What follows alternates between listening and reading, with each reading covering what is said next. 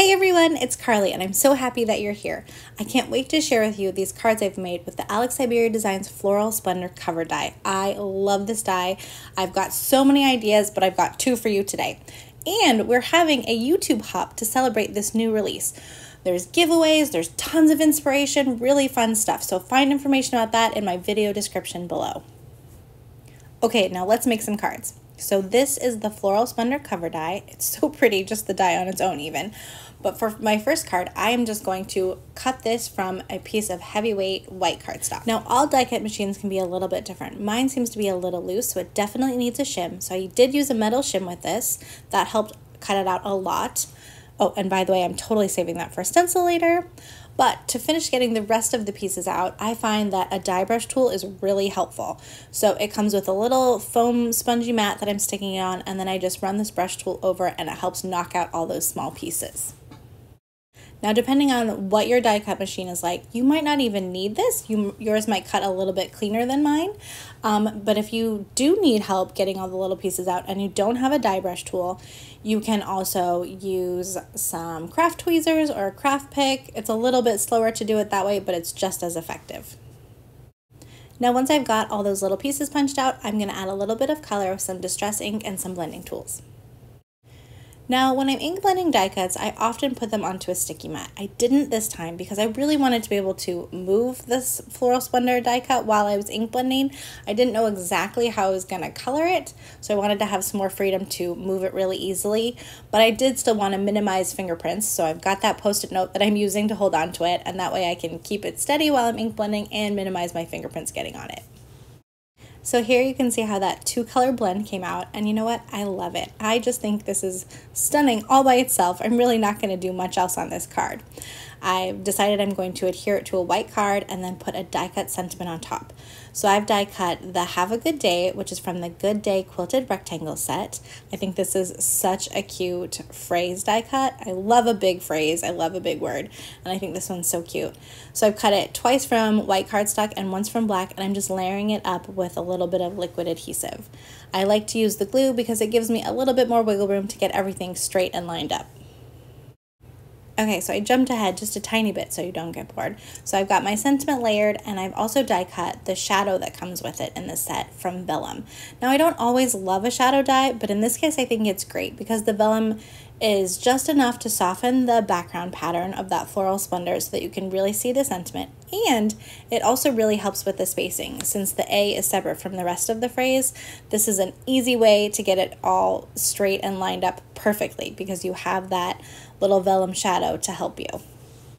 Once my sentiment is ready to go, I just need to adhere that floral splendor to my folded white card. And no surprise, I'm using liquid glue again because I think it's easy and it gives you time to move things around if you want to.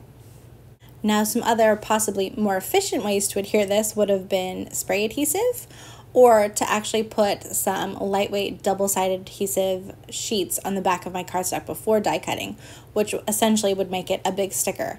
That would have been great. I didn't think of that until after I was done, so liquid glue it was. Once that's done, I'm going to add my sentiment on top with a little bit more glue, and then I'm just going to pop some acrylic blocks on top to make sure everything stays good and stuck down.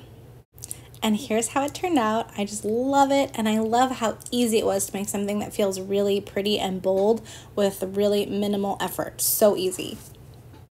Now let me show you something else you can do with this die. I've got a piece of heavyweight cardstock, and I'm going to emboss with this die on this cardstock. So for my die cut machine, that means I have an embossing mat and an embossing plate. Check your die cut machine for what kind of sandwich you need, but then all you have to do is put those together and send it through. Before I sent it through, I actually decided to reposition the die so that it was going across the bottom, like 2/3 of my piece of cardstock. And then I secured it with just a little bit of low tack tape so it would stay right where it was, and then I really sent it through my die cut machine. Okay, isn't that texture gorgeous? And really, the camera is not doing it justice at all. It's much prettier in person. Now, there's lots of fun things you could do with this embossed piece. You could watercolor, you could ink blend, you could do all sorts of stuff. I'm going to keep it pretty simple and leave it as it is, but the Floral Splendor cover die also comes with some individual flower dies, and I cut those from white, and I'm ink blending those in my same pink and orange that I used for my first card. Then before I adhere those small flowers onto my panel, I want to add a sentiment. So I have got the little It's Your Birthday sentiment from the birthday bouquet set, and I've got it loaded up in my MISTI. But before I commit to stamping on this beautiful embossed panel that I made, I want to test it. So I've got a piece of acetate on top. I'm going to ink up my stamp and stamp down onto that acetate. This lets me check the spacing, check the alignment. If I don't like it, I can move it and test it again. If I like it, I just clean off that acetate, get it out of the way, then ink up my stamp and stamp again onto my actual card panel. This trick has saved so many of my cards from having crooked sentiments. I highly recommend. Now once I've got that, I've got my little ink blended flowers, and I'm going to arrange them onto my embossed panel, and I'm going to do some of them flat and adhere them with glue, and pop some of them up with a little bit of foam adhesive. And here you can see how the card turned out. My final touch was to take some black pens and just dot them around to kind of look like faux splatter. I just love it. And I love how this card turned out. So thank you so much for stopping by today, you guys. I really appreciate you watching. I hope to see you here again soon. And don't forget to check out that video description for more information about our YouTube hop, because there's prizes, guys. Oh, and if you're not subscribed to my channel, please do. I would love it. Thanks again, you guys, and happy crafting!